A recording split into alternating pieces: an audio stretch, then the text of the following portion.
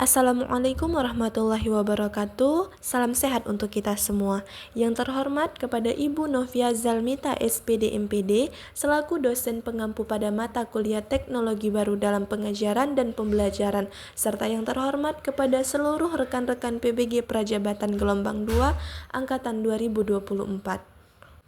Kami dari kelompok 2 akan memaparkan hasil diskusi kelompok kami terkait analisis SWOT pengintegrasian teknologi dan media dalam pembelajaran.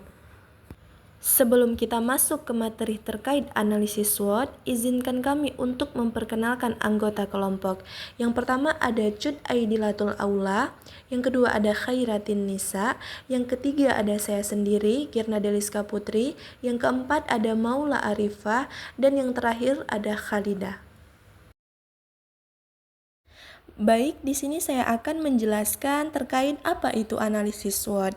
Analisis SWOT di sini merupakan metode analisis perencanaan strategis yang digunakan untuk mengevaluasi dan memonitor lingkungan, baik itu faktor internal maupun faktor eksternal. Nah, dalam hal ini, analisis SWOT digunakan untuk menganalisis pengintegrasian antara penggunaan media pembelajaran dengan pembelajaran itu sendiri.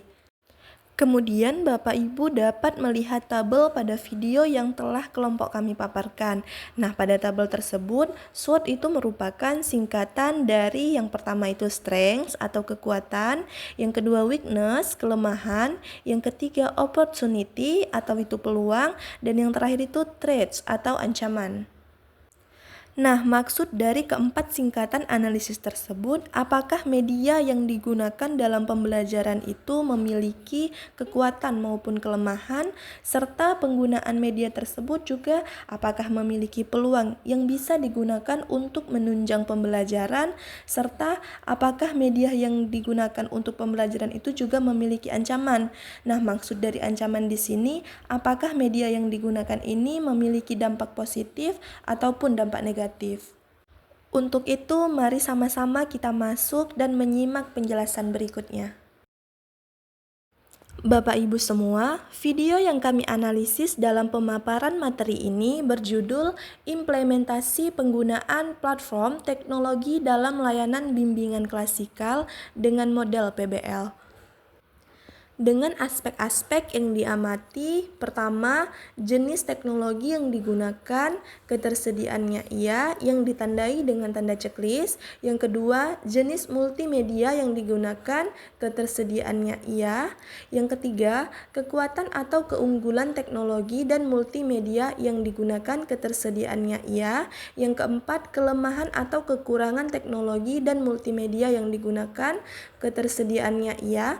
Yang kelima, peluang integrasi teknologi dan multimedia yang digunakan ke dalam pembelajaran di Indonesia, ketersediaannya iya.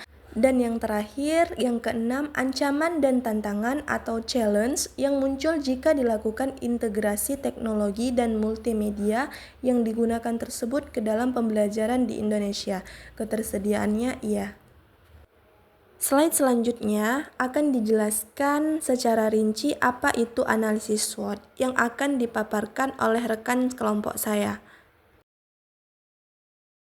Baik, saya akan menjelaskan tentang kekuatan dari aplikasi Canva, Prezi, dan Quizzes.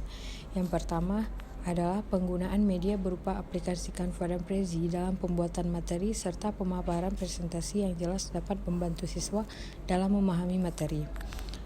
Yang kedua, media memberikan visual yang menarik dapat meningkatkan fokus siswa.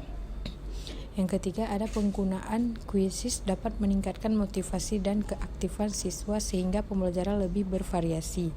Yang keempat, quizzes dapat disesuaikan dengan materi dan tujuan pembelajaran yang ingin dicapai. Yang kelima, quizzes dapat memberikan umpan balik yang instan kepada siswa. Dan yang terakhir, quizzes dapat membantu guru dalam mengevaluasi. Baik, selanjutnya saya akan menjelaskan sedikit tentang weakness ataupun kelemahan di dalamnya. Di sini ada 2 poin. Yang pertama sekali dikatakan bahwa aplikasi Canva dan Prezi terlalu linear dan tidak interaktif. Mengapa? Karena materi sudah disiapkan oleh guru dengan lengkap sehingga mengurangi inisiatif peserta didik. Selanjutnya, dikatakan bahwa kuisi materi yang disajikan hanya berfokus pada permukaan pengetahuan. Pernyataan tersebut menunjukkan bahwa kuisis meskipun efektif untuk menguji pengetahuan, cenderung hanya menyentuh aspek dasar atau permukaan dari materi itu tersebut. Selanjutnya saya akan menjelaskan tentang opportunities, yaitu peluang. Yang pertama, media presentasi dari Canva dan Prezi tersebut dapat memfasilitasi untuk memberikan pemahaman yang jelas terhadap materi yang diberikan. Kemudian, pembelajaran kolaboratif memantik peserta didik untuk saling berkomunikasi dan berdiskusi baik dengan teman sekelas maupun dengan guru. Nah, yang ketiga, pemberian kuis juga dapat dilakukan dari hasil pemaparan dengan penggunaan media dari aplikasi Canva dan Prezi. Selanjutnya, media yang digunakan dalam pembelajaran bervariatif dengan mengolaborasikan media fisik dengan media digital. Baik, terima kasih kepada moderator kami yang telah memberikan saya kesempatan untuk menjelaskan. Di sini saya menjelaskan tentang threats, yaitu ancaman. Ancaman pertama ialah peserta didik berusaha memahami materi karena tulisan pada paparan presentasi terlalu kecil, sehingga guru tetap harus menyediakan materi tambahan agar dapat memperluas wawasan pemahaman peserta didik terhadap materi yang diberikan. Yang kedua ialah tidak semua peserta didik menjawab pertanyaan, yang dikarenakan tidak semua peserta didik memiliki elektronik yang dapat mengakses kepada aplikasi kuisis. Yang ketiga, penggunaan kuisis jika ada error hasil penilaian dari pemindaian yang dilakukan, akan ada kesalahan penilaian, sehingga penilaian dihasilkan adalah penilaian yang tidak valid. Nah, Bapak Ibu, itulah pemaparan dan penjelasan terkait analisis SWOT dari video YouTube yang telah kelompok kami amati. Sekian diskusi kelompok kami terkait analisis SWOT pengintegrasian teknologi dan media dalam pembelajaran.